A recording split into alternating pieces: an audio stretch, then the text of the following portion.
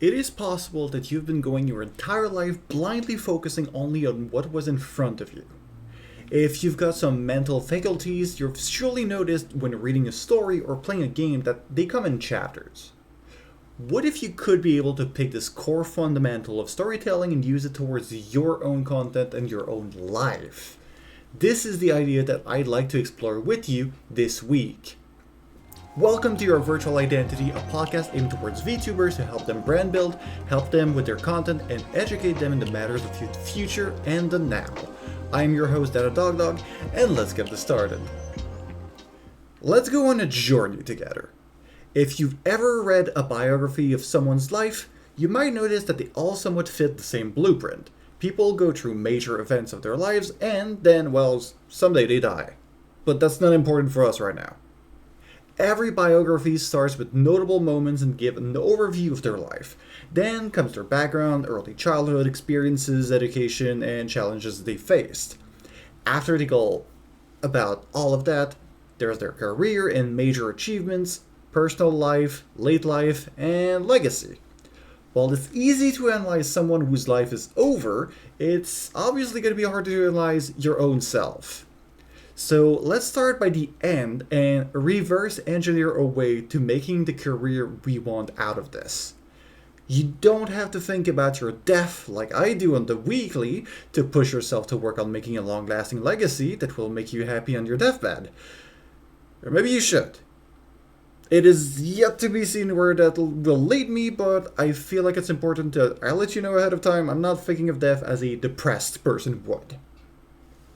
To go back to the topic at hand, phases of life have clear themes or chapters to them for the most successful people.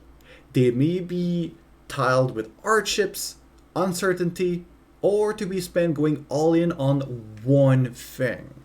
The one thing is what made them successful and known.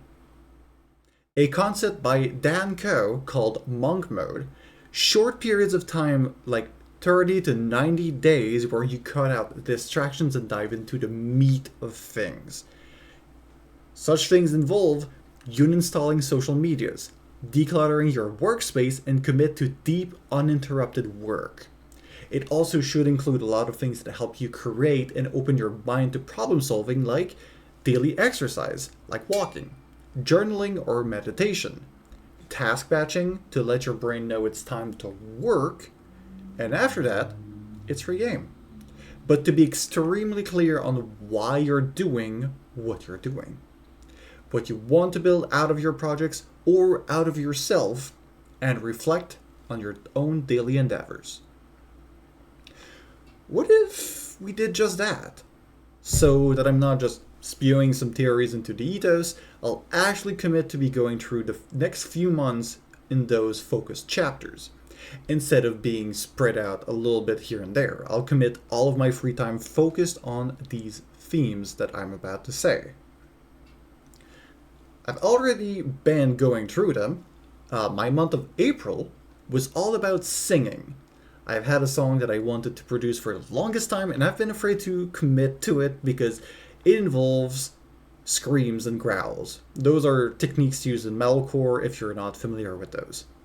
I'll be focusing on practicing singing I have focused on practicing singing during that month, and by the end of the month, I have made a little bit of a shift of what my plan was going to be, but I did get some progress.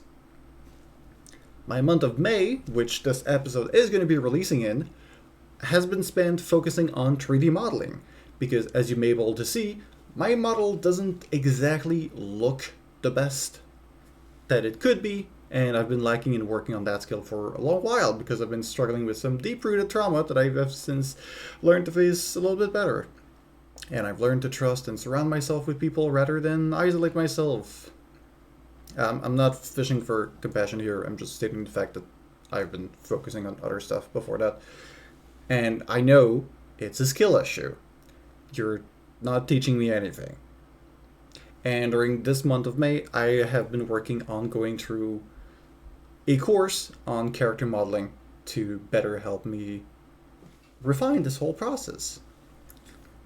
And I started it before. It's not even like finished yet, so I'm still going through the chapters of it.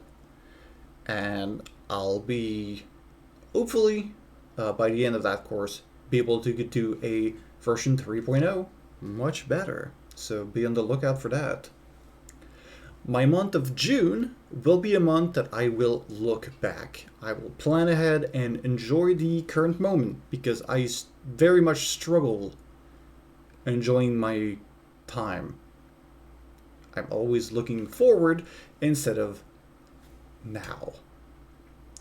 And I'll be going to Europe for some time. Don't worry, the podcast is still going to be going while I'm gone, as I can schedule episodes ahead of time, which you should also be doing if you're a content creator. I'll be looking at the beginning of my year and the directions I've been going in, enjoying my vacation, and then plan for the months ahead. If this whole process worked well, I might just do it again and tweak some details like duration, instead of going for like 1 month, because it's really short, actually. The span of time, 1 month is not enough to do some really substantial progress in something. So like the monk mode, instead of being like just 30 days, I should definitely go for 90 whole days of one theme. If you're into the business sphere of podcasting and self-development, you might have heard of Alex Hormozi and Layla Hormozi.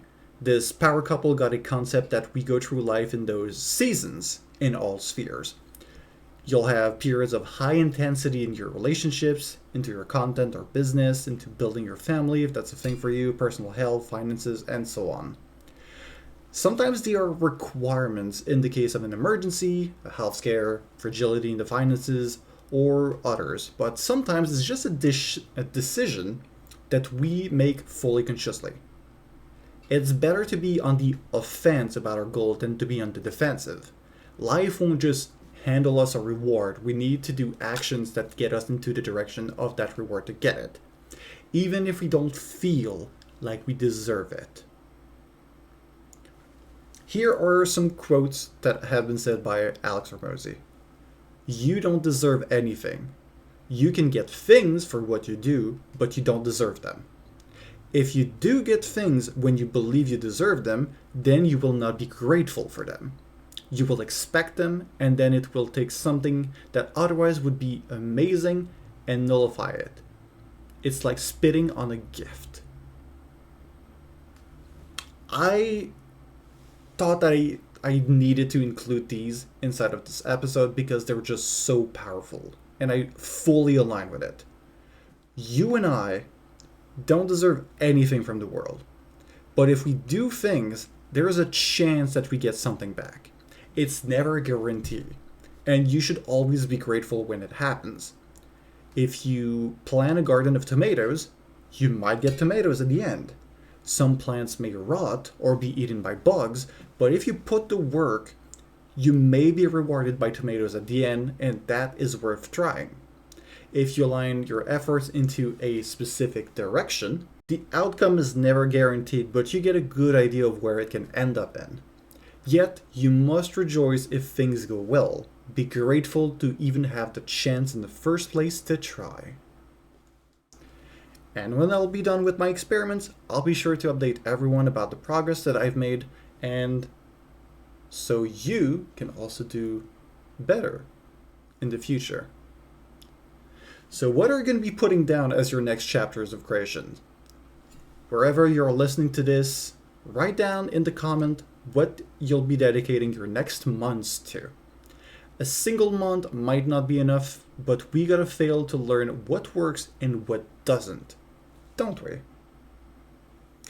And with that, it was Dada Dog Dog, and I'll be seeing you out there, Wanderers.